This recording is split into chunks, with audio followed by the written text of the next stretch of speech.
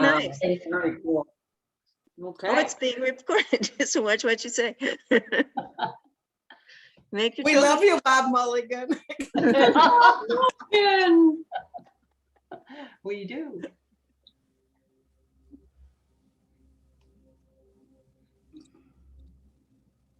We don't know what Bob Mulligan is looking at. So you have tuning forks behind you. I do. That's part of my work, is to treat. Right. Hey, everybody. Hey, Bob. Okay. Mute yourself so that we don't get any background noise, and you can unmute yourself later.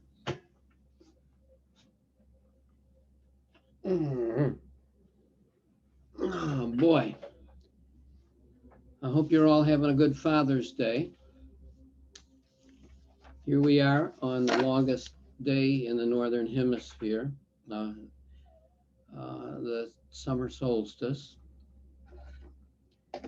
And we have 4 questions. Well, 4 people asked questions. Some of the questions are several parts. But we'll take them one step at a time. And then when we get to the end, I'll share some thoughts on a few other things that people have been asking me about, but wasn't actually submitted as a question. First question here was from Leela Bruner. During the pandemic, we haven't had the human contact that we used to have, and we have been relying on technology. Do you see the pendulum swinging back the other direction, where people will want to make the tangible connection to each other, as well as with things that are handcrafted instead of computer generated?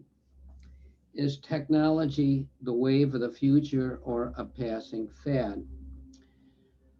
Well, the background is, number one, is that technology is the wave of our future for a long time, in the next couple of thousand years. Because we are moving into the age of Aquarius, and one aspect of the age of Aquarius is this technology. But you're asking another question here. Are we going to want more human contact in the future, where we've been having time by ourselves without so much human contact? Well, yes, we're already having more human contact than we were a year ago. But it's not a straight climb out. For 2 reasons. One is the pandemic is far from over. You know, this is going on for quite some time yet, and I'll talk about that in a little bit.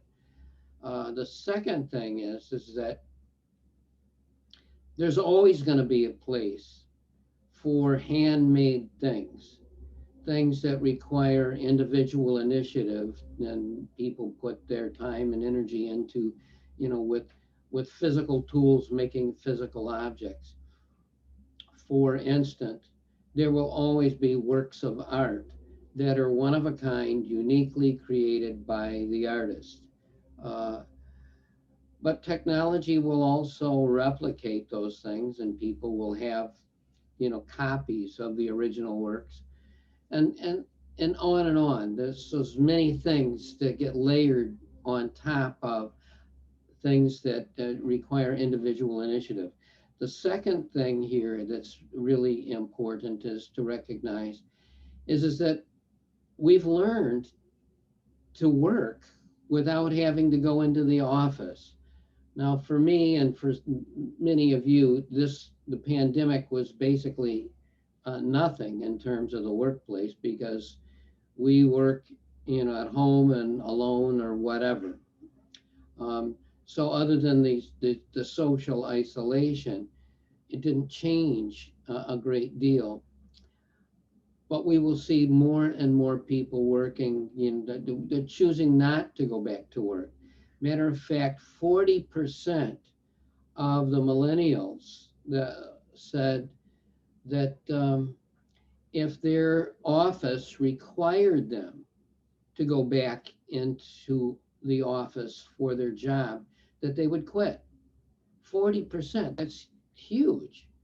So what I'm saying is that we've crossed the Rubicon, and people have seen that there is a new way of doing things and that it works much more efficiently. It's people in my age group, for the most part, and myself and all of you excluded, but people in our age group that distrust people not coming into the office, not working in an office space. There's a distrust of the accountability. But what has been proven is that people are actually more efficient and more effective in their jobs working from their home office collectively. That's not, of course, true across the board for everyone. But Leela, your question is this a passing fad? No, it's not. And at the same time, there's always going to be a place for people getting together and socializing. What I suspect is that there will be less meaningless socialization. People just filling up time and space with each other, and more contact with people that's purposeful. That's my guess on this. I have astrological reasons for it and could show you the charts going forward, but we'll move on and I'll take on a couple of other questions here. I put in my own notes here for this question, Leela, a quote from Ralph Waldo Emerson's poem, "Things are in the saddle and ride mankind." We've become a slave to the technology. And that, of course, is, unfortunate. Now, there's so many things going on and they all intertwine with each other. The divine plan is moving us in a direction in one step at a time, but we see it in every facet of our lives. For instance, climate change is making certain places unlivable. They're record-breaking temperatures, like above 120 degrees in places in the Southwest now, and that'll be every year. It will force us to be more innovative, but also certain places that people have always thought that they would like to retire, like Phoenix and such, become less attractive. And at some point, there will be many places that will actually become unlivable. Now, I have a question here that Melinda McCulloch put in, and I'll read it to you rather than trying to paraphrase it. Do you see a time in the next year or two when there could be a complete failure of all electromagnetic devices? There are two Baba world sources for this phenomenon. One is that Upasani, meaning Upasani Maharaj, the perfect master, said, the time will come when all their boxes will fail. Now, secondly, there is the youngest day, Der Stungentag, which was a German manuscript picked up by Duncan in Berlin and taken to Max Haflinger in Switzerland. Apparently, Baba said to Max, this is exactly the way it will be. It is a channeled manuscript that states every 12,000 years, the Earth passes through a belt of heightened energy particles that will cause our current electromagnetic devices to fail. There are those who say we have already entered this belt, like Pam Gregory, astrologer who follows Roy Duff, a geobiologist who researches ley lines. If you haven't seen this website, you might be interested in his newsletter, A Little Wild. I understand my skimming, he has a source with a government agency that gives him classified information regarding the Earth, and he has to conceal it with misspellings, etc. Well, I took the time to look at this guy, this woman astrologer in this guy's website, and I can't speak, I don't know them personally, but it had that conspiratorial feeling to me, meaning that I wouldn't pay any attention to what those two people say at all.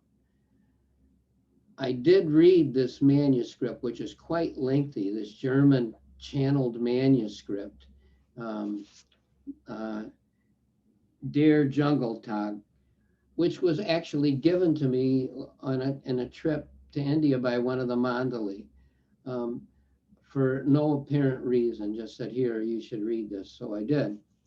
And I am familiar with Upasani Maharaj's quote and the context that he gave it in, saying there will become a time in the future where all electric devices will fail. When I was reading this question, I remembered back in the year 2009, there was a book that came out that was called 1 Second After. And it's a fiction account that talked about the electromagnetic failure all over the United States because of some bombs that were, intentionally exploded by some foreign power in the upper atmosphere. And Newt Gingrich actually wrote the introduction to this novel, saying how he had tried to get the US government to pay attention to make sure that our devices were safe from this kind of attack, and so on. And I actually did at the time some research on this. And it is true that man-made devices, bombs and nuclear devices exploded in the upper atmosphere could actually create a magnetic field that would stifle almost all electrical devices on the planet. So now the astrology of this, is this going to happen in our lifetime or any time in the near future? Upasani Maharaj did not give any timeline on this. And this German manuscript called The Youngest Day did not give any timeline on it, at least any that I could decipher, looking at all the footnotes and the whole enchilada. And as an astrologer, to me, having a timeline is really important. One thing I would say, and that you may be completely uninterested in this unless you've also read the manuscript, but he talks about a 24,000 year cycle. It's what he's referring to as the precession of the equinox, and it's actually a 26,000 year cycle. So, to me, when the math is off somewhere, it always perks the detector in my brain that says, well, maybe, this person's way off the beam. As an astrologer, I can say, okay, Uranus rules electricity. If we were going to have this happen in any time in the near future, it would be when the south node of the moon conjuncts Uranus in Taurus. This has happened before without this occurring. So I'm not putting any great importance on it. But the question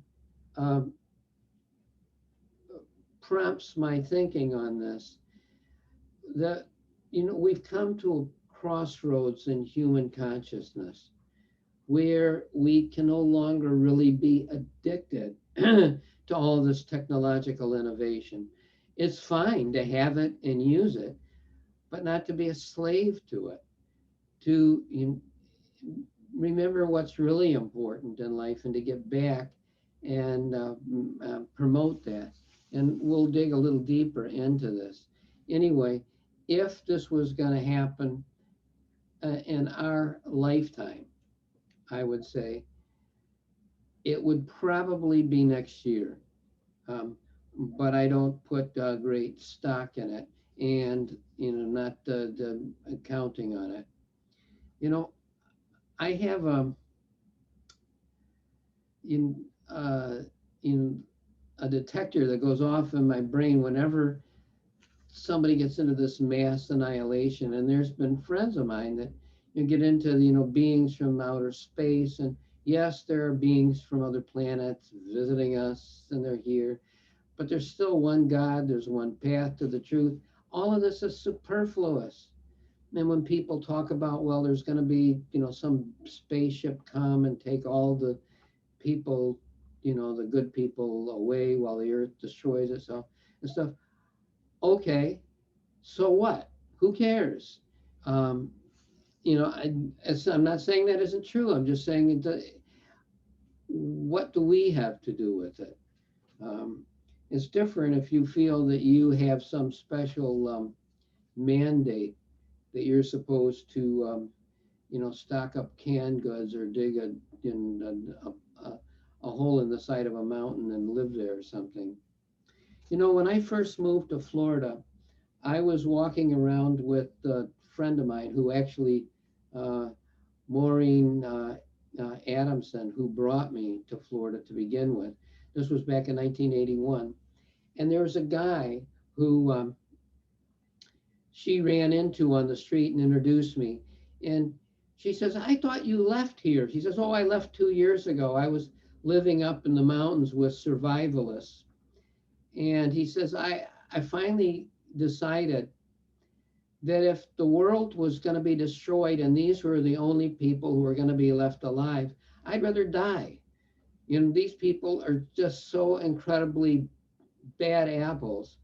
I don't want to be part of the people that live.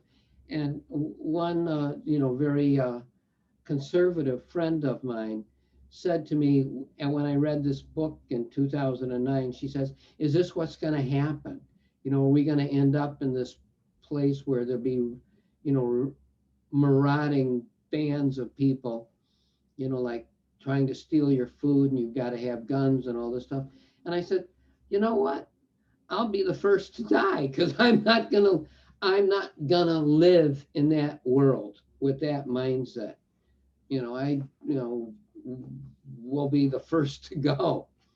Anyway, this question comes from Jane Stum. Does it appear that the GOP work in state legislatures to establish their capability to modify, manipulate, and control election outcomes will continue to be successful in more states?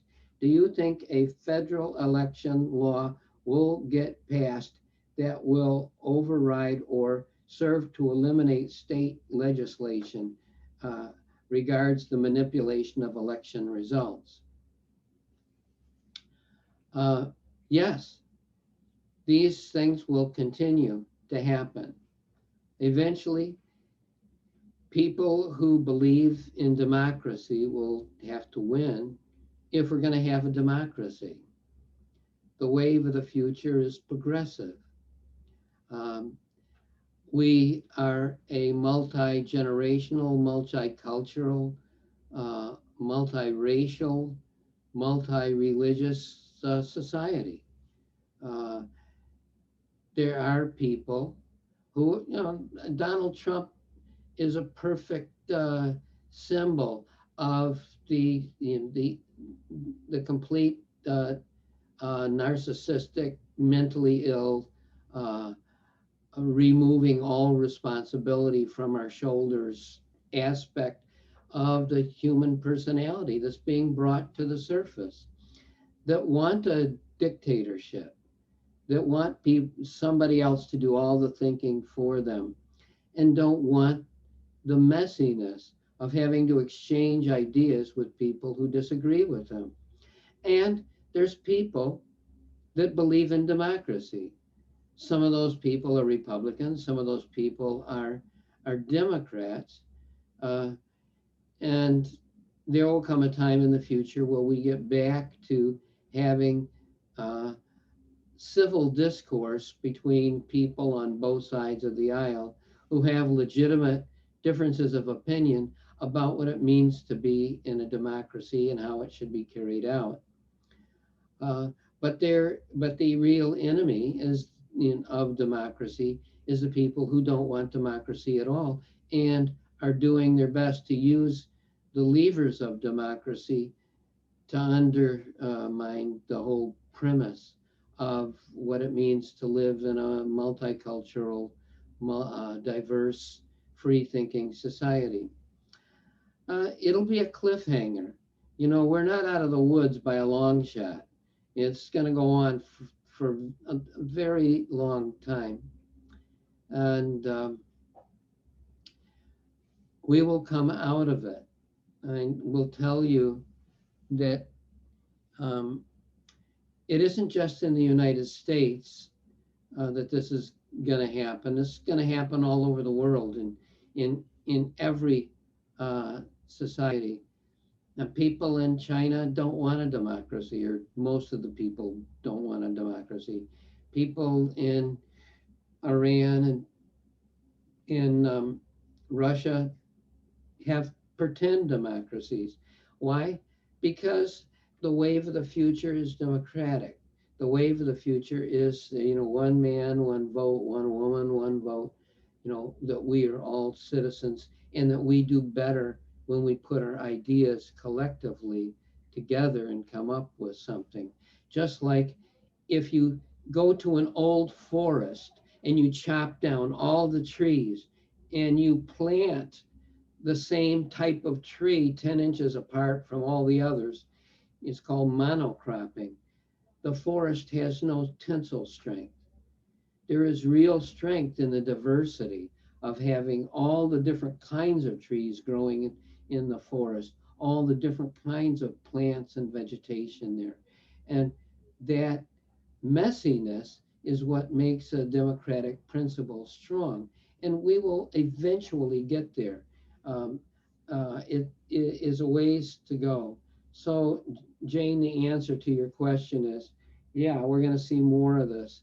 And it's not easy to rectify it in a nonviolent fashion. If you take away the right of enough people to vote and they have concern about it, it becomes quite heated. And there's a good deal of animation on the physical plane. And this next question comes from Judy Fitek. My question to you is, are there astrological indications for the world that a major pandemic of COVID variant will take place in the near future or not? Yes, we're actually in it. It's not going to go away. Well, it will eventually, but we are in it, and we'll have many variations of it, and places opening up, closing back down, rampant runaway, more vaccinations, more shots in the arm, boosters, all of this. Eventually, there will be a new mechanism, a new cure for all of the different variants of the virus. We'll see that starting in March of 2023. That will be when Pluto goes into Aquarius and Saturn goes into Pisces. It'll happen in the same month, and we'll head off in a new direction. I wanted to put a footnote in this because, the pandemic, as I was saying earlier, has really spawned this whole, innovation of doing telework and people working from their homes. This is the wave of the future. I will just add as a footnote to this, people will end up having more than one job. and we'll see more of the population living in rural settings and growing some of their own food. Also, there'll be a decentralization of electrical power, um, so that solar energy in the next 2 years is going to become much, much, much cheaper. And people will be incentivized to put, solar power generating cells and batteries on their own property, on their roofs, in their homes, and it will make it harder for there to be a power outage, a failure that wipes everybody off the grid. The decentralization is part of this whole Aquarian thrust, which started back in 2020 in December with the conjunction of Pluto, conjunction of Jupiter and Saturn at 0 Aquarius. Um, anyway, nobody asked about this, a question they sent in, but I get asked this question by clients several times every week. People asking me about buying and selling houses. And I get, phone calls from people saying, I really don't like renting. I want to, we have this money. I'd like to buy a house. We can just barely afford the place we're looking at that we want to get. I get calls like that all the time, or people saying, I have a place I could sell. I realize I could get a lot of money for it. It's a crazy time. And I'm saying this with some hesitancy because the person that I've taken financial advice from personally, the financial astrologer that's been my go-to source, is right 9 times out of 10 on everything, but she was dead wrong on the housing market. And I pointed it out to her a few months back, and she doubled down on it and said, no, the housing market topped in 2018. Well, that's silly. The housing prices have gone up crazy. Some cities, they've gone up 40% since the beginning of 2021. I have clients that, have sold their place for double what they were listing their place for. And it's not just in like, like the Silicon Valley or New York City or something. We're talking small cities off the map somewhere where people are coming in and having an all cash offer and paying out tremendous amounts of money, where there's bidding wars. With one of my clients had 29 people trying to buy their house, all within, was it 3 days of having listed it. And so there's a bidding war going on. And so my advice is that it is a wonderful time to sell, and that will remain. Again, I reached out to Georgia Stathis, who is a business astrologer, a licensed stock broker, a licensed realtor, and has interests all over the country. She sees clients, and she and I've been friends. She's my age. Actually, she's a year younger than me, a Chicago girl. But she was telling me that she had a client that had an all cash offer and sold their house for $1 million more than they were asking for it. That was just last month. So it's insane. So selling now makes some sense. And Georgia told me that she sold her own property here, and even though she's savvy to the market, she got so much more than she was anticipating. getting for it. Anyway, but my point is that a good time to buy? No, but there will come a time. Now, again, now I'm entering the realm of speculation because I'm saying all the dominoes have fallen. My sources of information have been wrong on this, but I had, through the exchange of emails with Georgia, rapid fire over the last couple of weeks, it's her opinion and mine as well, that between the end of April next year and the very beginning of August, sometime in there, the housing market's going to take a nosedive. And, you know, you don't, most people, if you find a house that you love, you got the money to buy it, who cares? But if the money actually matters to you, it doesn't make any sense to be buying something right now because it's insane. And the Federal Reserve is throwing gasoline on the fire. Last year, they were buying $120 billion of mortgage-backed securities every month. And even now that they're easing back on it, they're still buying, right now as of June, they're still buying $40 billion of these securities every month. The money is, zero interest rate, money is cheap. People, are taking money out on a wing and a prayer, putting it down on property, hoping to get it, like thinking that they're going to make a killing on it. There's a group, investment group called Blackfriar. I hope I got the company right. So many things going on. They bought 25% of all the houses that went up for sale in the last couple of years in Houston. And not just in Houston, but I have the statistics on Houston. And they're taking, all of these people that lost their houses, they've turned them into rental property.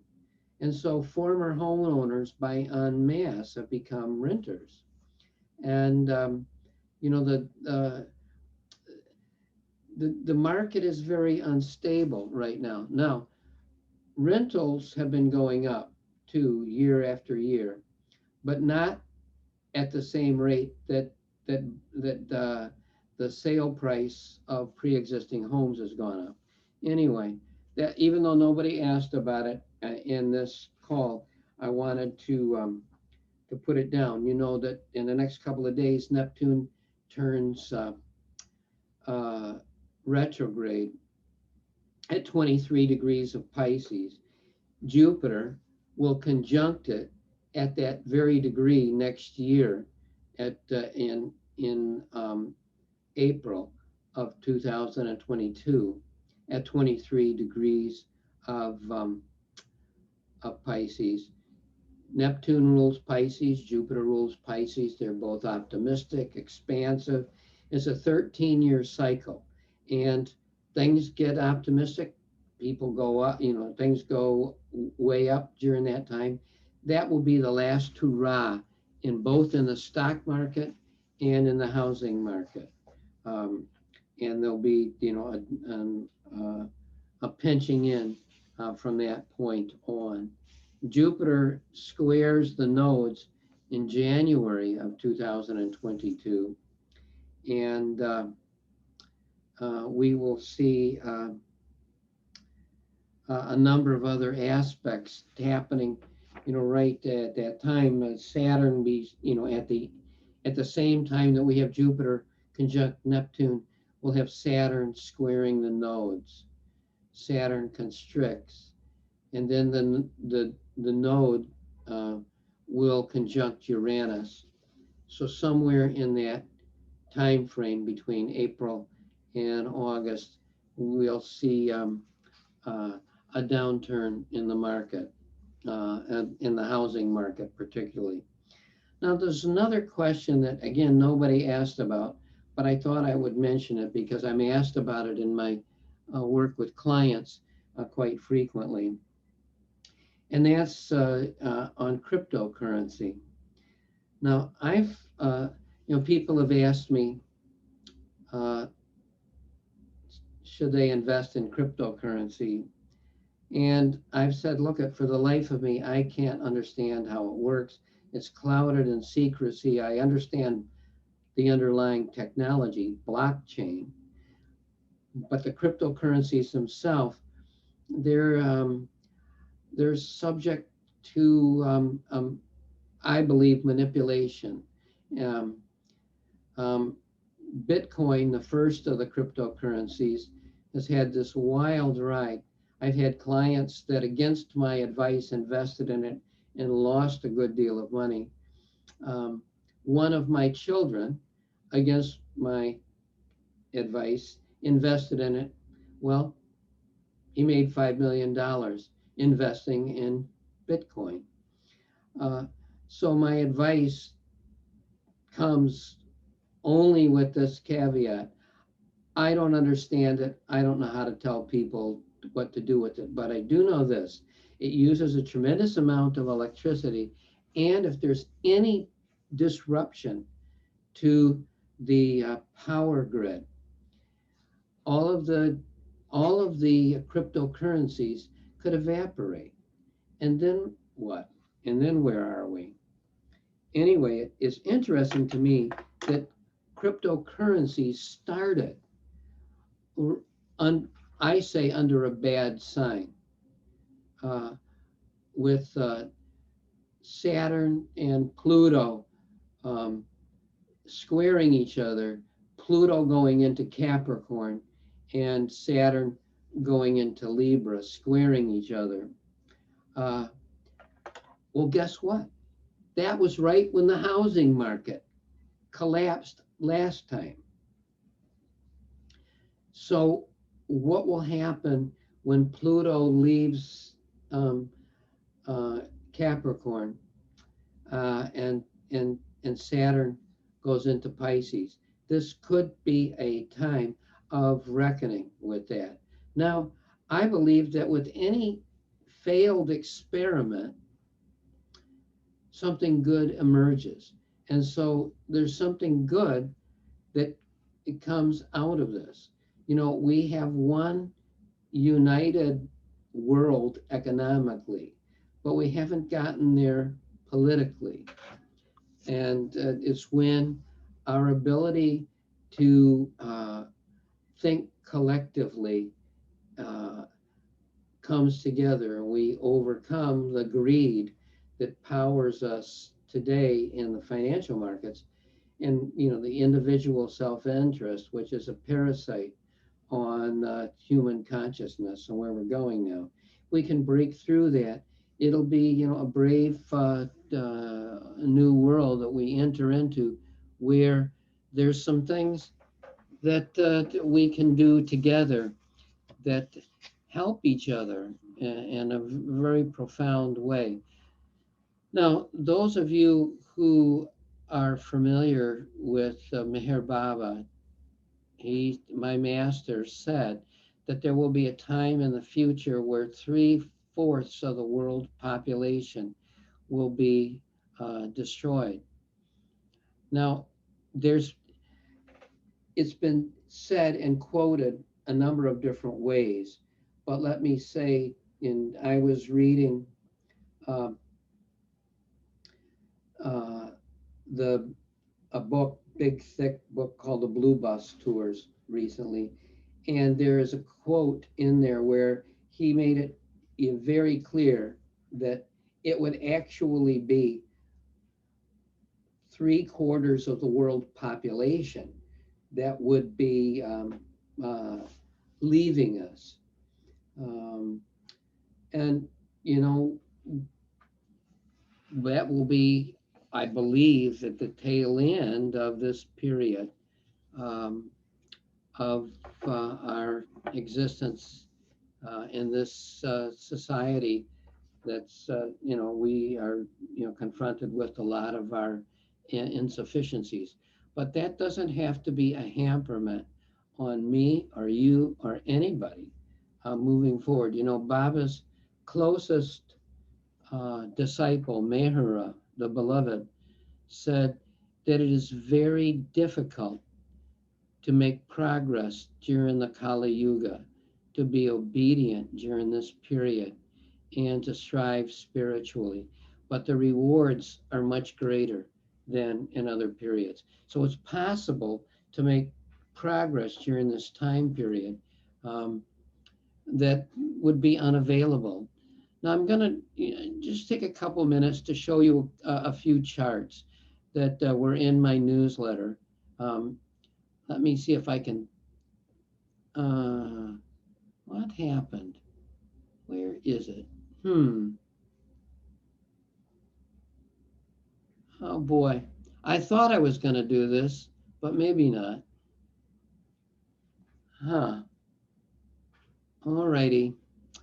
I thought I had this better laid out, and maybe it's not. I'll just tell you quickly, but I will promise all of you that by next month I will have spent some time studying this so that this doesn't happen again. But anyway, the chart for the eclipse that we just had on June 10th, I don't know how to get it up on the screen. I know how to do screen share, but I can't get the charts to appear. Anyway, thank you for your concern. Anyway, I have the chart for the eclipse, which was June 10th, which is always a good time to say prayers or meditate. Katie and I meditated out on her porch and said our prayers at the time of the eclipse, looking right into the sun as it was coming up at 6:52 a.m. on June 10th. What I wanted to point out in this chart is Mercury is retrograde, which it still is, of course, and it was squaring Neptune. And, you know, Mercury is conjunct the eclipse. Mercury is thinking. The Mercury retrograde is a time of editing, going back, looking and seeing what we would like to change. Neptune is, you know, higher ideals, bliss, culture, but the square can show confusion, lies. That's, as I say, it's been the big promoter of the conspiracy theories. And what we see with this, which goes on, will go on for the next 3 years very powerfully, but we will see it, you know, being triggered periodically 90 days from now. Anyway, but the point is, both Mercury and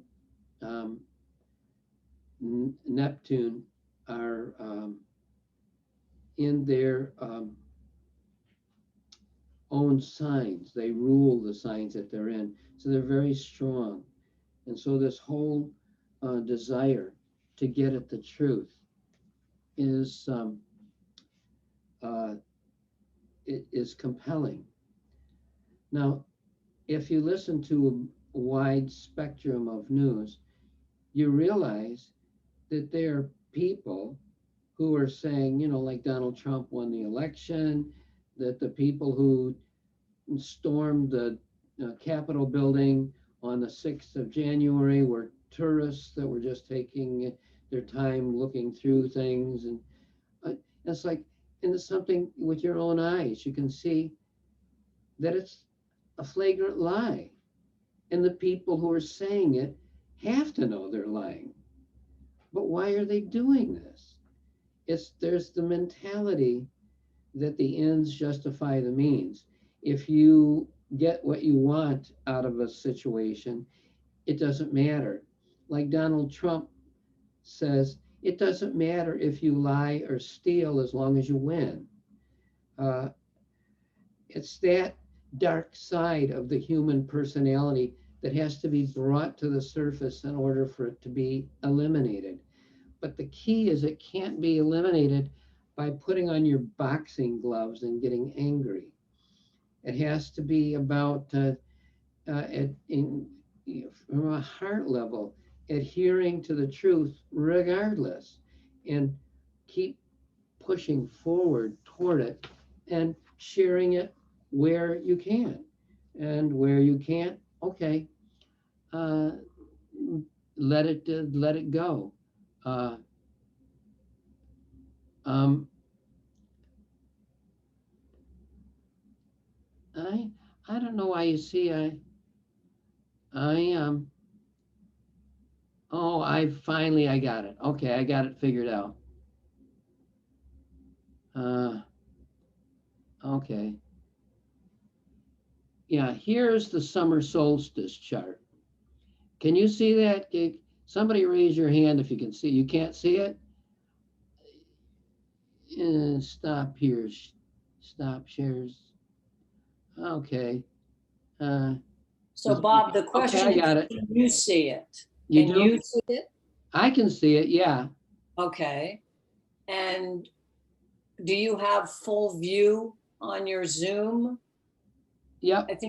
I think you have to get out of full screen Oh, I see. Okay. Zoom in order for it to be chosen, and we would see it too. Okay. Ah, there you go. Got it. You got it? Is it up? Yep, it's up. Okay. Thanks, whoever did that. Here.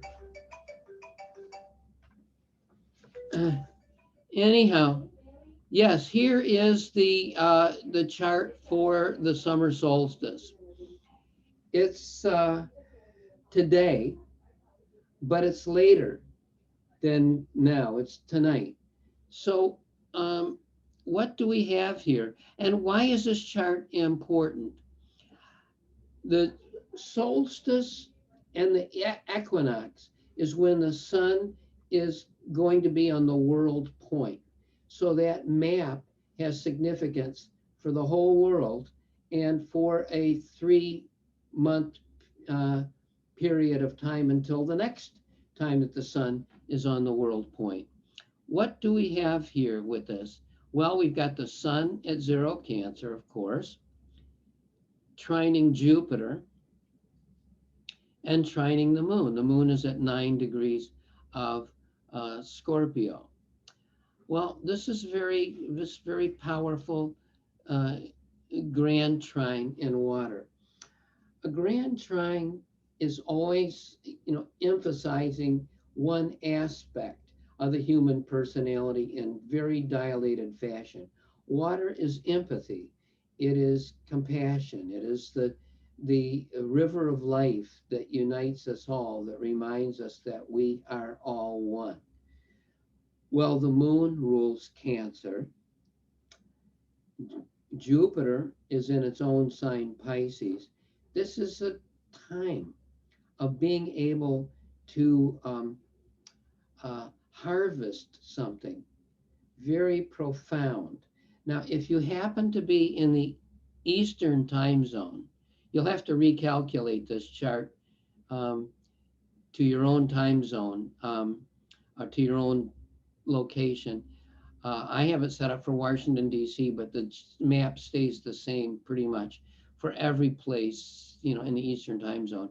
The part of fortune, which is like a gift from God, it's the divine giving us something, is conjunct the sun. This is very significant. So this is, all things considered, this is a very, very powerful chart. Now, in addition to that, Venus, the planet of love, the planet of beauty, the planet of harmony, is trined Neptune. This is the ability to create something new for the whole culture. So we will see many, many new giving outs, the good things emerging during this next 3-month period, following on the tail end of what we saw with this very powerful eclipse. Now, one other feature of this chart that notes mentioning. We have, Jupiter uh, um, in the grand trine. We have Saturn, Jupiter's expanse in the grand trine. Saturn is, the other partner in this opening cycle for the next 20 years, is in a grand square with Uranus, the moon, and Mars. Now, what does this mean? Mars opposite Saturn, squaring Uranus, and Mars squaring the moon. Mars in Leo is, this feeling of being very sure of oneself. And the Mars is trine the south node of the moon, which is right on the midheaven. Midheaven, the highest point in the chart. This is being very sure that you're right, being very certain that you have the truth.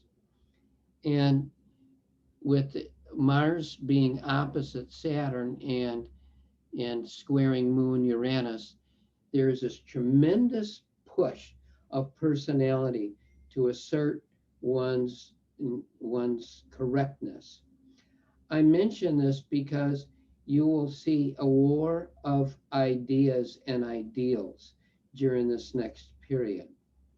I'm saying the only cure, the only thing that makes this work out is for good people to adhere to the ideal that we really are all one, that all of this, this arrogance, all of the individual self-assertion is falsehood. It just has to go. And that that the truth has to emerge, and that we have to adhere to it, even when nobody else in our life seems to. This is so what I'm saying is that this time is wonderful, but it is not without hard work. Now I'm going to see if I can do this one more time and get one more chart up here. Let me see. Nope, I couldn't do it. Never mind. I'm just going to mention briefly that we have one more important chart in the mix here, which is the full moon, which is coming on the 24th. And it is at 3 degrees of Cancer, Capricorn, the moon being in Capricorn, the sun being in Cancer. Full moons are always a good time to get rid of junk, to eliminate, but it is also a time of rejoicing. And Jupiter is trine the sun in this chart, and it is, of course, then sextile the moon. So the next 4 days is a time of completing things that we already have in motion, and being able to rejoice in what is accomplished and be grateful for it. I wanted to end on this note today because I think it's really important to recognize Saturn in Aquarius is working on your own, but recognizing everybody else's individuality, everybody else's diversity. And Saturn being trine the north node of the moon, this is a time when we will be able to drill down to what I call the heart of the matter. What is the essence? Venus, the planet of love and beauty in Cancer, nostalgia, opposite Pluto, Lord of the underworld, and being trine Neptune, is to be able to hold on to the higher ideals and overcome and let go of any addiction. Addiction to being right, addiction to bringing anybody else along with what it is that you see or understand. Anyway, I am glad that you all spent a few minutes with me here on Father's Day.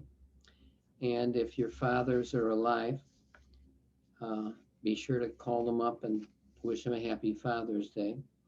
If they're not, say hi to somebody that you wish was your father.